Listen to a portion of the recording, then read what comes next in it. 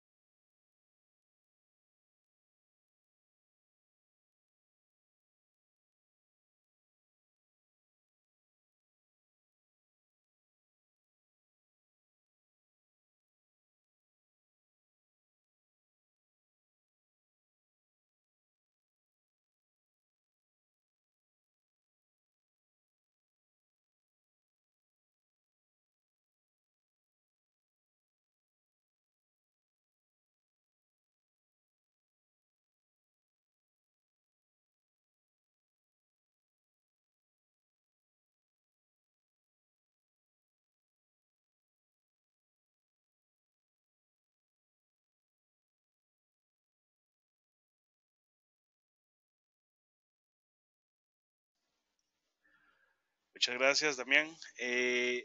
¿Me puede confirmar si se escucha bien en este momento?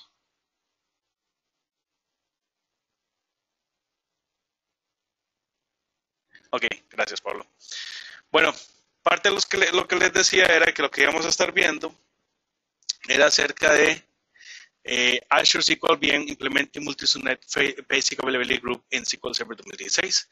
Esta misma charla fue la charla que, gracias a todos por confirmar, la misma charla que dimos que di en el PAS Summit, acerca de la implementación de los grupos de disponibilidad en SQL Server Standard Edition, que eso es una de las cosas que se le había criticado bastante a SQL Server, que no tenía una estrategia de alta disponibilidad como Availability Groups disponible en su versión estándar. Entonces ya a partir de SQL Server 2016 Standard Edition Service Pack 1, importante hacer la aclaración del Service Pack 1, ya que si es SQL Server 2016 estándar, normal, no le va a funcionar, pero ya con el Service Pack 1, ya grupos de disponibilidad están disponibles para ser utilizados. ¿Por qué una infraestructura? ¿Qué quiere decir con una infraestructura multi-subnet failover? Usualmente, digamos, se configuran los grupos de disponibilidad para que estén en una misma subnet. Pero ¿qué pasa cuando yo quiero usar también eso para una infraestructura de disaster recovery? Entonces yo voy a poner unos servidores en una locación y otros servidores en otra locación. Es altamente probable que esa información manejen dos subnets diferentes. Por eso se le llama multisubnet. ya que no están los servidores involucrados dentro del grupo de disponibilidad, no están configurados en una sola subnet. Otra cosa que vamos a tomar en cuenta son los componentes necesarios. No se necesita solamente las máquinas virtuales, también hay que crear algo que llaman load balancers, que son internal load balancers, para poder direccionar el tráfico de los diferentes servidores. Entonces se nos vaya el tráfico de un lado para otro. Y por último, vamos a hacer la configuración de un grupo de disponibilidad tomando en cuenta una infraestructura ya existente. No vamos a crear todos los componentes que necesitan. Por ejemplo, en este caso yo estoy usando un Active Directory, aunque ya en SQL Server 2016 no necesito tener un Active Directory para configurar Availability Group. Yo estoy usando un Active Directory, ya tengo los servidores preinstalados. Tengo los SQL servers preinstalados y lo único que vamos a hacer es la configuración del grupo de disponibilidad. Ok. Comencemos a hablar de las tecnologías Always On. ¿Sí? Y dónde nos protegen. Cuando estamos hablando de Always On Failover Cluster Instance, porque hay un problema que, compañeros, pueden confirmar si me están escuchando. Es que me pareciera que alguien me dice que no me está escuchando. ¿Me escuchan? Ok. Cuando comenzamos a hablar de Always On, se comienza a crear unos ciertos mitos. Cuando se dice Always On, ya la gente por defecto asume que Always On son grupos de disponibilidad. Qué raro. Always On son grupos de disponibilidad. Si tuviese algún problema en un momento me dejaron de escuchar, por favor déjenmelo saber, porque cualquier cosa, cambio de headset. Ha estado funcionando bien todo el día, pero seguro ya se cansó por el resto del día. Que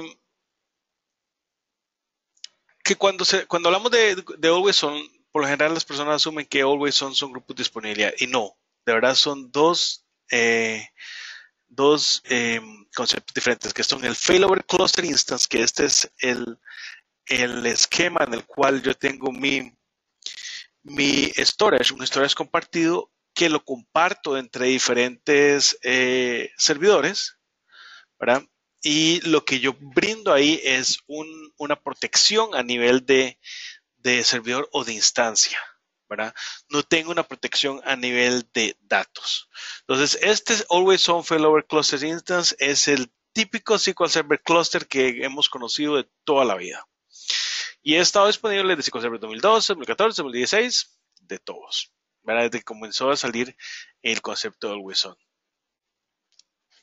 Ahora, cuando comenzamos a hablar de Always On Availability Groups, que ese es el concepto al que todos estamos acostumbrados, comenzamos a hablar de que vamos a tener dos o más servidores, los cuales tienen datos o storage independientes. Y aquí estamos dando un nivel de protección de base de datos, no de instancia. ¿Qué pasaba aquí en el modelo del Failover Cluster Instance cuando yo perdía un servidor? Pues sencillamente se transfería la carga al otro o a alguno de los otros, ¿verdad? Pero cuando yo pierdo el storage, todo mi cluster, sin importar cuántos servidores están acá, se caen. ¿Por qué? Porque los datos no están disponibles. Esa es la gran diferencia cuando estamos hablando de Always On, grupos de disponibilidad o availability groups. Porque ¿qué pasa si yo pierdo uno de los storage? Pues nada, yo tengo los datos replicados en otro lado. Ahora es importante que los datos y la sincronización de datos esté habilitada entre cada uno de los nodos. Esa es la principal diferencia. Algo que es bastante bonito de Always On es Always On grupos de disponibilidad, es que yo puedo referir mi tráfico de escritura hacia un servidor, pero mis lecturas las puedo mandar a ejecutar a los secundarios. Algo hecho súper interesante es de los que tenemos que lidiar constantemente, los que trabajamos con bases de datos, es con respecto a los log backups. Los log backups en SQL Server, eh, Always on Availability Groups, pueden ser ejecutados en el secundario, y ojo esto, y truncan aún así el primario. Entonces ya no tengo que montar mi estrategia de respaldo de logs directamente al primario, lo puedo correr sobre el secundario y eso le elimina carga al servidor. Todavía sigue sin poderse implementar eso a nivel de full y diferenciales, a menos que sea con la opción de copy only. Eh, si no es con esa opción, tiene que ejecutarse en el primario. Pero la opción de copy only sabemos que no trunca datos, entonces no se pega a nuestra estrategia de disaster recovery. Ok, todo eso suena muy bonito, pero vamos a ver cuáles son primero las restricciones, porque Microsoft no va a tirar Always On disponible con todo, ¿verdad? Para su versión estándar. Entonces, una de las restricciones es que solamente se puede poner una base de datos en cada grupo de disponibilidad. Entonces, una de las grandes diferencias cuando yo tengo un grupo de disponibilidad, cuando yo tengo un grupo de disponibilidad, Erika, ¿alguien más? ¿Tienen problemas? ¿Me están escuchando bajo? Dario, Cristian. Vamos a ver. Sí, ok, Javier me dice fuerte y claro.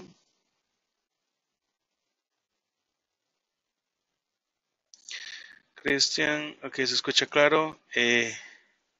Erika, yo creo que el problema de audio está en tu lado, porque todo el resto están reportando que el sonido está perfecto. Eh, Mil disculpas por la interrupción. Entonces, cuando hablamos de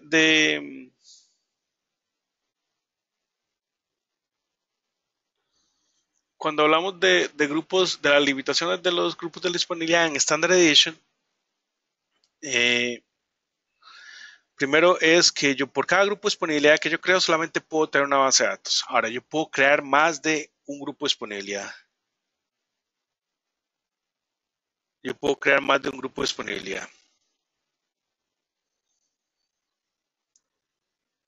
Y si tengo 8 bases de datos, tendría que crear 8 grupos de disponibilidad, en cada una de ellas meter una de las bases de datos y hacer failovers eh, sincronizados. Entonces, definir quién va a ser el que va a orquestar y cuando detecto que una de mis bases de datos hizo failover, entonces agarro y fallo las otras hacia el nuevo servidor. La otra diferencia que viene entre estándar y enterprise es que solamente puedo tener 2 nodos. Esto es súper importante porque cuando yo tenía mi grupo de disponibilidad en Enterprise Edition, yo puedo tener más de un nodo, puedo tener hasta 6 nodos en Enterprise Edition y entonces los puede agregar sin un problema. En Standard Edition solamente puedo tener 2. Entonces, ¿en qué me afecta esto? Porque si yo pensara, digamos, cuando yo comienzo a hablar de estrategias multi-subnet, yo estoy pensando en estrategias en las cuales tengo 2 data centers involucrados. Muchas veces lo que queremos con un data center, con 2 data centers involucrados, es contar con una estrategia de que no me falla a menos que el data center por completo me falle. Entonces, por lo general se tienen 2 nodos en un data center y 2 nodos en otro data center. Con Standard Edition no vamos a poder hacer eso. Con Standard Edition solamente vamos a poder tener un nodo en un data center y otro nodo en otro data center, ya que el límite máximo es 2. La parte de redireccionar el tráfico de lectura hacia el segundo servidor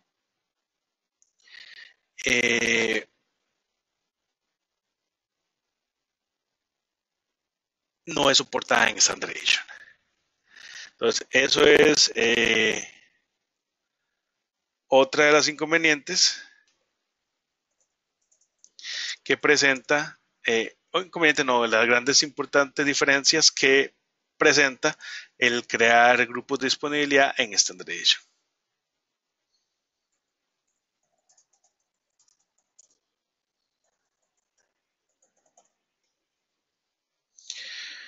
Vamos a contestar una de las respuestas, de las preguntas que tenemos. Contestar las respuestas. Dice Cristian Eduardo, ¿qué recomendarías para administración de farmacias, ventas de pedidos de proveedores? Tenemos problemas con la sincronización de todas las tablas. Cristian, si me puede explicar el problema de la sincronización, si está usando Always On o si está usando algún otro tipo de método de sincronización o es una sincronización hecha completamente a mano. Y si necesita sincronizar todos los datos, y aún más importante, si lo que quiere es tener lecturas en varios servidores o eh, lo que quiere es tener una estrategia de alta disponibilidad. Ok. La excepción para poder tener réplicas de lectura en Standard Edition sería eh, crear un snapshot. Entonces, en el segundo servidor podemos crear un snapshot, pero esto nos podría servir más que todo para un esquema de carga en un data warehouse. ¿Sí?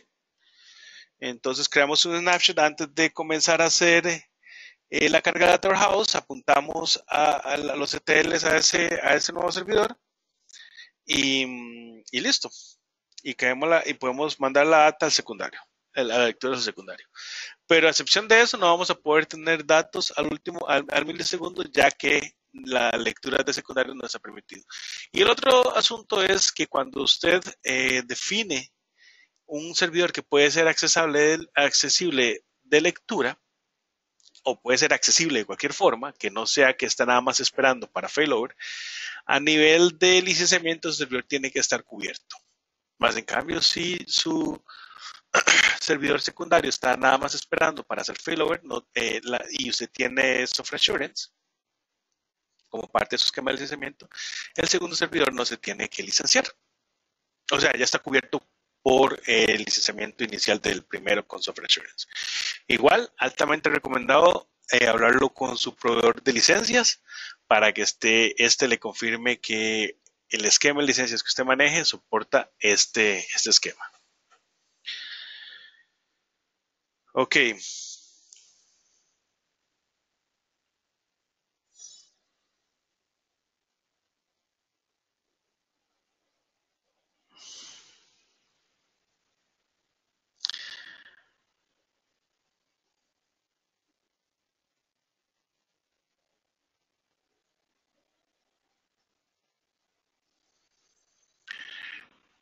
Si lo queremos, para tratar de responder un poco a la pregunta de Cristian acerca de parasincronización de datos, si lo que queremos tener es una alta disponibilidad, yo apostaría a un Always On. Igual este Always On que estamos montando acá lo estamos montando completamente en la nube. Uno con esquemas de, de encendido y apagado de máquinas puede ahorrar bastante con respecto a, a los consumos. Si lo que quiero tener es un servidor de lecturas aparte, donde pueda redireccionar cargas, por ejemplo, Data Warehouse, podría seguir usando el Always On, al mismo tiempo tengo alta disponibilidad y monto un snapshot. Si lo que quiero es tener completamente aparte, tener mi alta disponibilidad y tener un nodo de lecturas, pero igual periódico, montaría un log shipping. Y si lo que quiero tener son lecturas al momento, lo que montaría, o sea, al último milisegundo, lo que montaría es una replicación, pero ahí sí es importante tomar en cuenta que hay ciertas restricciones en replicación, como lo son, eh, como lo son que las llaves todas las tablas tienen que tener llaves primarias. Mirror es algo que no utilizaría, ya que Mirror va de salida. Ya esa tecnología se declaró en Deprecation Path cuando se puso los grupos de disponibilidad en la edición estándar de SQL Server. Básicamente, cuando usted habla de Mirror, está hablando de grupos de disponibilidad en Standard Edition, con un poquito más de esteroides.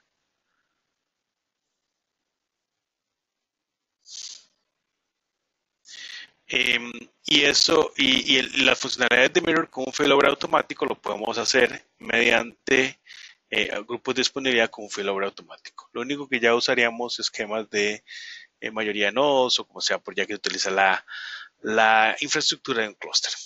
Ok, siguiendo. vamos a entrar a tratar de entender un poco cuando nos hablan de Azure, de qué nos están hablando. Una de las grandes ventajas que tiene Azure es la terna. Cuando Azure le presenta a usted un servidor, lo que por debajo se tiene estructurado no es un servidor, son 3 servidores que le dan funcionalidad o servicio a eso. Entonces, si uno de estos se cae, automáticamente se redirige el tráfico al otro. Igual pasa con los otros. Entonces, básicamente, yo aquí tengo un esquema de alta disponibilidad en el servidor per se. Cuando estamos hablando de datos, inclusive cuando hablamos de local redundancy, cuando hablamos de local redundancy, lo que estamos hablando es que tenemos 3. Tenemos 3 copias de mis datos sincronizadas al momento. Si uno de esos me falla, me quedan 2 para resolver, para seguir brindando los datos y darme tiempo a que este señor sea recuperado de una u otra forma. Entonces, ya aquí yo comienzo a pensar como, si yo tengo mi esquema en el cual voy a montar un Always On en Standard Edition que solamente puedo tener 2 nodos y lo estoy montando en Azure, básicamente estoy hablando de que estoy montando 3 nodos por cada data center. Y ya digo, bueno, ya aquí ya tiene un poco más de sentido.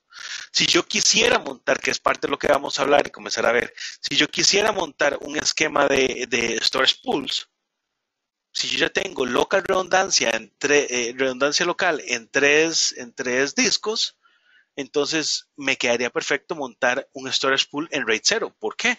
Porque por debajo eso se está implementando con 3 discos diferentes. Entonces ya aquí tengo mi nivel de alta disponibilidad para no tener el miedo de que en un RAID 0 me falle un solo disco, ya que no me tiene que fallar disco, me tiene que fallar 3 para que me falle por completo.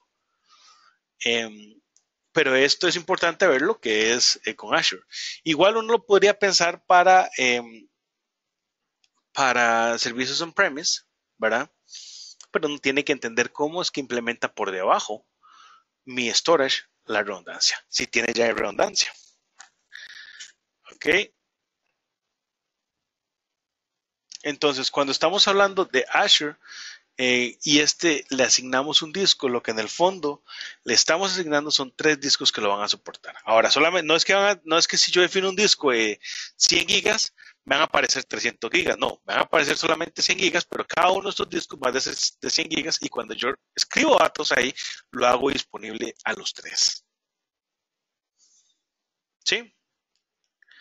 Ok. A nivel de arquitectura, por eso les digo, cuando uno comienza a hablar de o uno de los problemas que uno quisiera comenzar a resolver es, ¿qué pasa si se me cae un data center? ¿Sí? Que esas son estructuras digamos, que uno comienza a decir que son solamente factibles para empresas muy grandes, pero resulta ser que en este momento no necesita una empresa ser tan grande para necesitar un nivel de redundancia tan alto.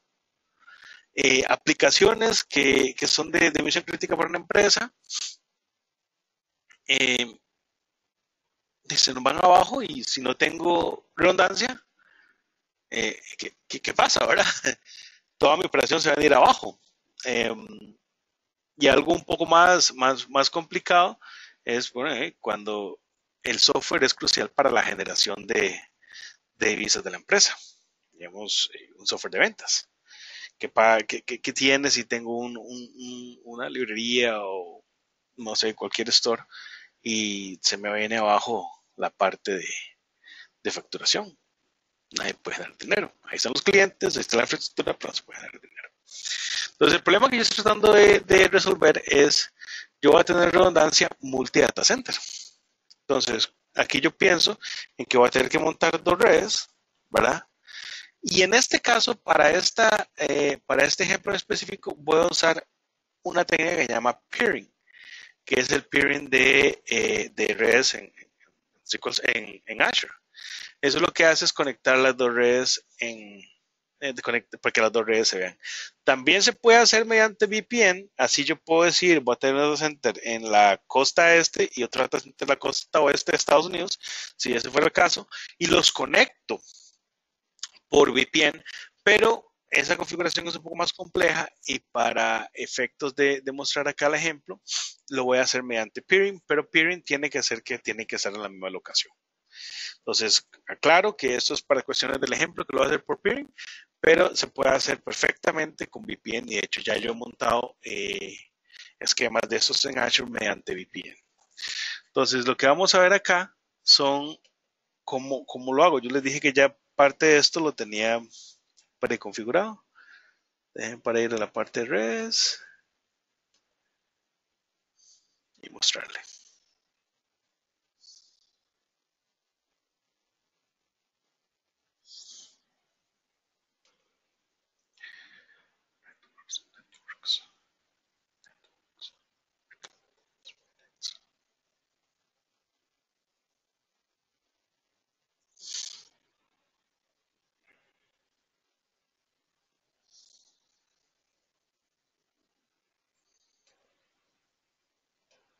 Entonces,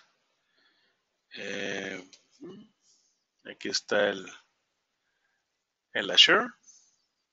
Entonces, yo aquí donde me vine fue simple y sencillamente la parte de redes. Creé una red, digamos, si yo quisiera le doy add y creé dos redes, una que se llama Pass Summit VNet 1 y Pass Summit VNet 4.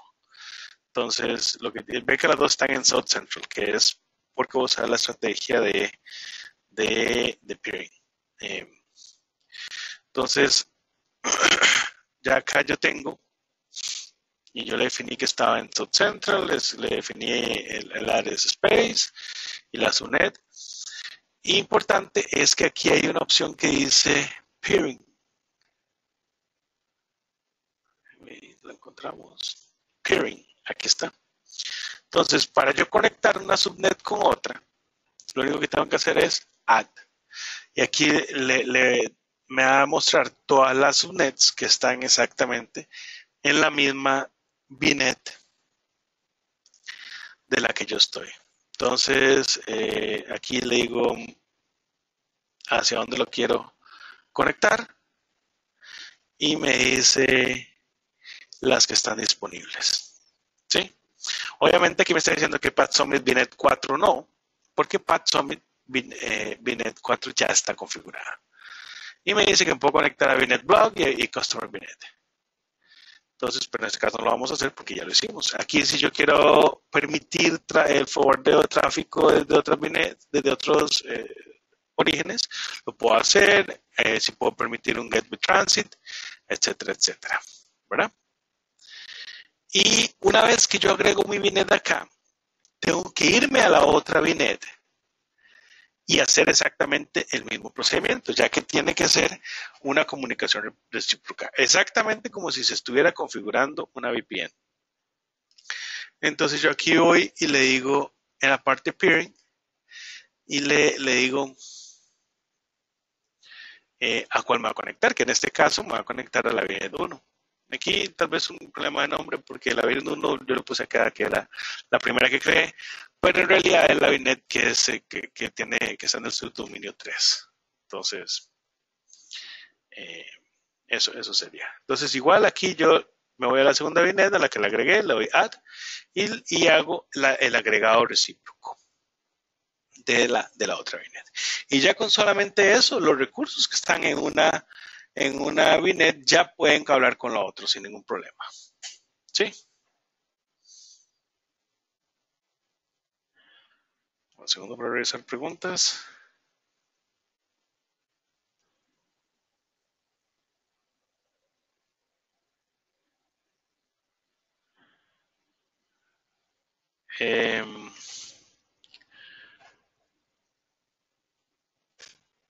Frank, ¿qué escuchas? ¿Escuchas que se te corta la comunicación o no me escuchas en lo mínimo?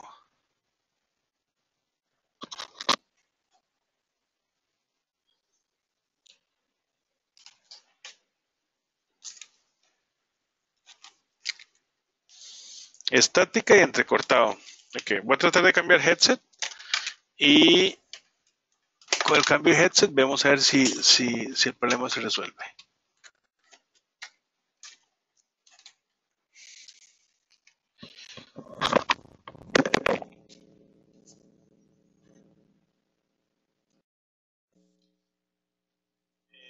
vamos a ver si me escuchas.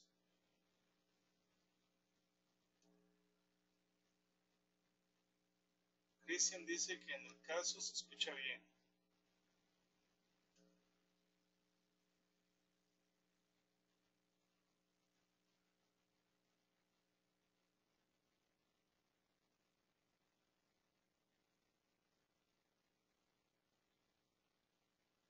Siempre que es que me cambié el headset. Javier, ¿ya se escucha cerca? Ya lo volví a poner cerca. Ok, bueno, Frank, yo creo que por la retroalimentación que estoy teniendo por las otras personas, creo que el problema está en tu conexión, ya que varios me han confirmado que la conexión, que se escucha bien la comunicación.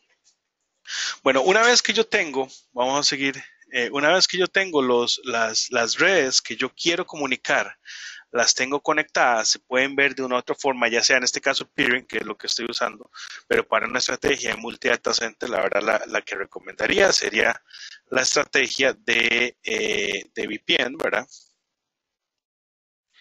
Ya cuando yo tengo las redes conectadas, entonces ya paso a comenzar a crear las máquinas virtuales, que es hacia lo que vamos.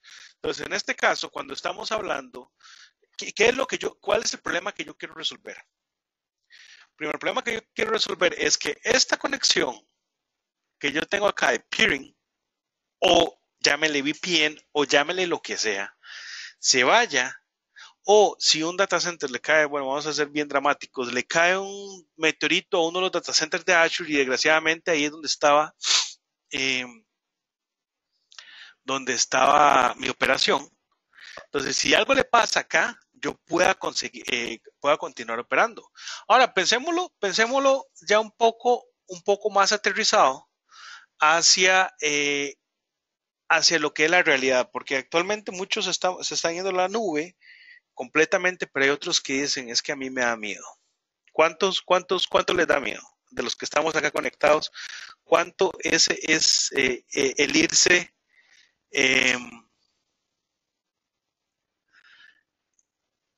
¿cuántos de irse completamente a la nube dicen no es una opción todavía para mi empresa o para algunos de mis clientes? Bueno, para algunos que no puedan, sí, de hecho sí, Javier, yo creo que también todos, son muchos los que dicen, no, son muchos, o sea, son pocos los que dicen sí, nos vamos a la nube 100% y son muchos los que dicen mejor esperemos un poco. Entonces, imagínense que su data center principal está on-premise y mediante una comunicación como esta,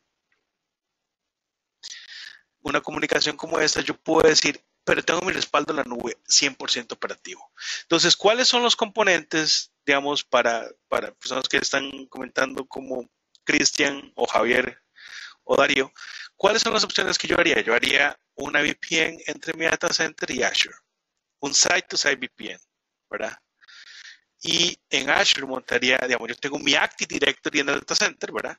Y yo en Azure montaría una de dos. O uso Azure Active Directory y lo sincronizo con mi Active Directory central, o monto otro Active Directory y ese Active Directory lo sincronizo a partir del primario. ¿Por qué hago esto? Porque yo lo que quiero lograr es algo así. Y vea que estoy hablando solamente de un SQL Server, ¿verdad? Pero ya aquí comienza a aplicar arquitecturas de disaster recovery para todas las partes de mi sistema. Entonces, en este caso yo estoy decidiendo una estructura dada por un clúster de mayoría no, ¿verdad? Porque estoy diciendo, voy a tener un witness, que es un testigo, un SQL y otro SQL. Entonces, estos tres servidores van a ir en un solo clúster para el grupo de disponibilidad, ¿verdad? Entonces, si por A por B pasa algo en mi data center primario, yo tengo Active Directory donde autenticar. Si yo no pusiera este Active Directory, ya sea en la forma de software como servicio o en la forma de de infraestructura como servicio, que sería como un servidor. Entonces yo no podría autenticar y por ende, aunque yo tenga los otros dos servidores, si no tengo seguridad, no van a entrar. ¿Sí? Estaría caído y mi estrategia de disaster recovery o de alta disponibilidad estaría fallida desde la concepción. Entonces, ¿cuál es el esquema que yo estoy tratando de proponer? Si usted quiere, llámele a este Azure y llámele a este AWS. Igual va a funcionar. Bueno, con AWS habría que hacer unas modificaciones, y sobre todo en la parte de internal load balancer, pero en el fondo lo que quiero mostrarles es una infraestructura que puede ser tanto implementada desde un punto de vista híbrido, cuando yo tengo on-premise y la nube, y de un punto de vista 100% en la nube, usando la estructura de infraestructura como servicio. Ahora, ¿qué necesitamos para hacer esto? Inicialmente, cuando hablamos de infraestructura, vamos a necesitar por lo menos 2 VPNs o 2 redes que se comuniquen. En este caso lo vamos a hacer por peering, ¿sí? Pero usted lo puede hacer por VPN o lo puede hacer por cualquier otra forma de comunicación. Algo que necesitamos son 2 SQL Server VMs, por supuesto mínimo, ya que estamos usando Standardization. Una en cada VNet, por supuesto, ya que queremos una disponibilidad en 2 locaciones diferentes. Esto es la VNet 2, o en este caso la VNet 4 y la VNet 3. ¿Sí?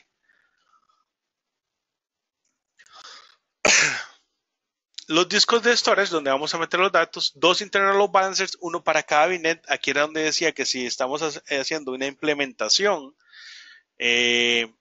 híbrida, vamos a necesitar, lo que se necesita es un internal load balancer por VNet. Si mi implementación es híbrida, yo tengo mi VNet, la VNet que no sea en Azure, no necesitaría un internal load balancer. Las otras sí. En este caso, ya que estamos escogiendo mayoría no, voy a necesitar un servidor Windows como testigo. Y por supuesto, necesito 2 controladores de dominio sincronizando para poder tener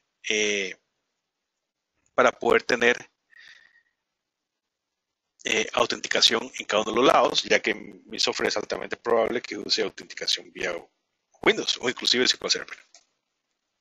Algo importante que no sé si les gustaría arriesgarse a decir, ¿por qué estoy definiendo el testigo en el data center secundario, no en el primario? ¿Alguien se anima a decir por qué?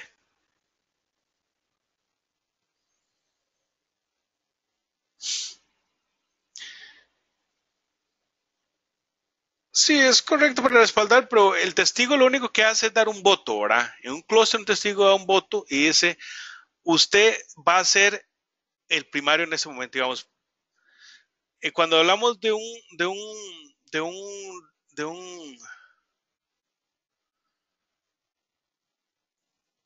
esquema de clúster, que mayoría de nodos, significa que para que un nodo se vuelva primario, los otros tienen que decir, usted es el nuevo primario. Estamos pensando en recuperación de desastre. Vamos a hacer un ejemplo.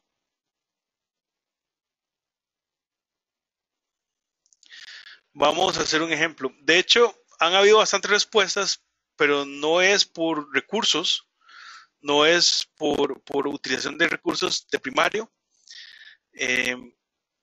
tampoco es por respaldo, es sencillamente por voto. Digamos que se nos va la conexión de un data center a otro.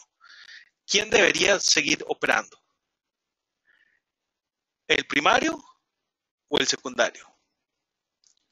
En este caso, si yo no tengo mi testigo en el secundario, este señor lo único que va a recibir es un voto. Pero como yo lo tengo acá, él va a recibir 2 votos de 3. Entonces él va a decir, el testigo va a decir, mira, yo no veo al primario. Yo creo que ahora sos vos el nuevo primario. Y él va a decir, yo no veo al primario. Yo veo al testigo. Entonces yo voy a decir, yo soy el nuevo primario. Entonces, él tiene 2 votos de que se puede convertir en primario. Más en cambio, este otro señor, aquí va a decir, yo no veo al testigo. Ah, la pucha, no veo al secundario. Ok, entonces yo no voy a poder ser el primario. Y él se apaga de primario y se mueve automáticamente con la operación a mi data center secundario.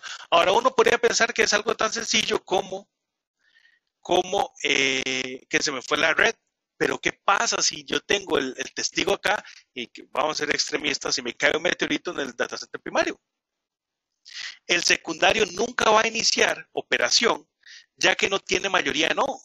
El secundario tiene minoría. Él va a decir, no veo el testigo, no veo al primario, soy yo el que estoy mal, no son los otros. Y eso lo comento porque este problema, que eso es siempre el problema de diseño de una estrategia de disaster recovery, me la he encontrado donde varios clientes que me llaman, pero es que se cae el data center primario y estamos caídos, no entiendo, así como le dicen para usar el francés, esta cochinada de Always On no funciona, no es que Always On no funciona, es que hay un error de arquitectura y diseño en una estrategia de disaster recovery. Usted lo posicionó el testigo en una locación equivocada, por lo cual cuando usted enfrenta un desastre en el data center primario, el secundario nunca le entra a funcionar. Y eso de las estructuras, cuando he estado trabajando en multi data center, esta me la he encontrado en 9 de cada 10 implementaciones. Este error de diseño. Entonces, vale la pena gastarle sus minutitos para poder hablar al respecto. Y ojalá se pueda corregir en futuras implementaciones. Si ustedes ya que lo saben, lo puede comenzar a tomar en cuenta.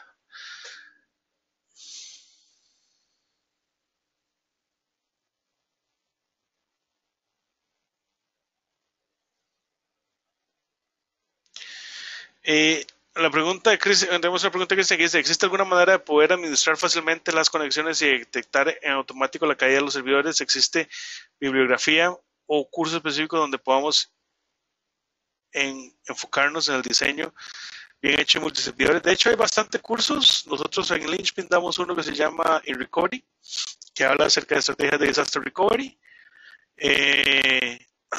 para poder detectar caídas de servidores o algo por el estilo. Hay bastante software de monitoreo, hay una cantidad inmensa, desde gratis hasta cobrados, desde Nagios con módulos hasta algo como SentryOne o Redgate o Idera. Hay un montón de herramientas para poder hacer. Este problema no es un problema específico de una persona, es un problema 100% global.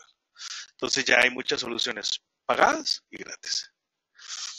Cuando hablamos de lo que se necesita por grupo de disponibilidad, es el listener name, que es el nombre que voy a utilizar para poder conectarme. El puerto, que cada puerto en cada grupo de disponibilidad tiene que ser diferente.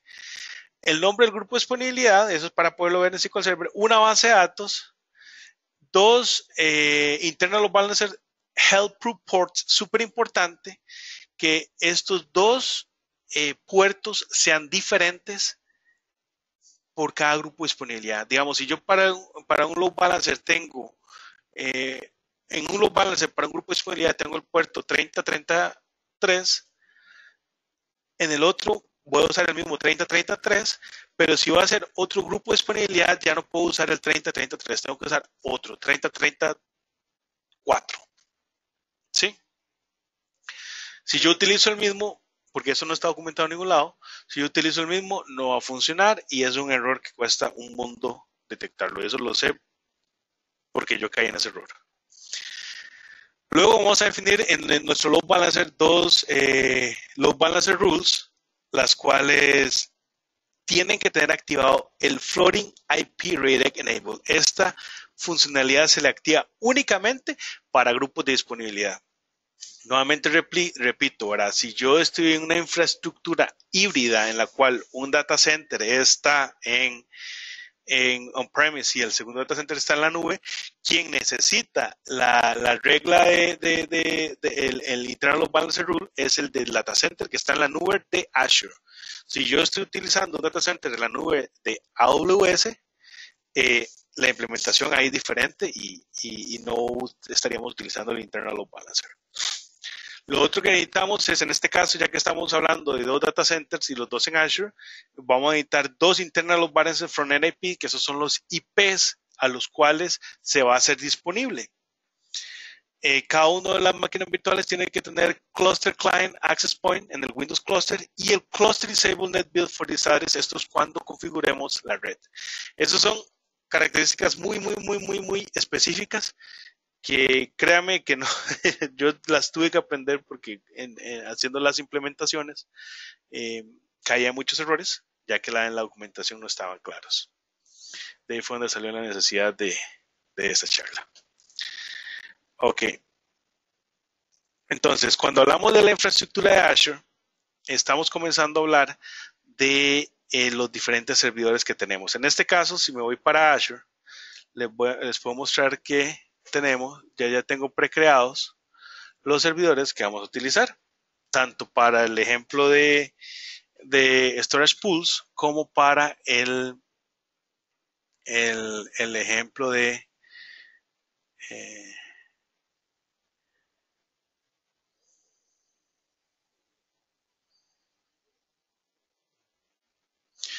tanto como para el ejemplo de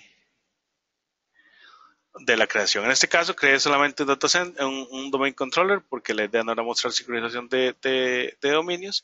Creo una máquina virtual que es el DB1. Vamos a ver que esa máquina virtual está conectada. Estoy dando clic para que veamos dónde está conectada.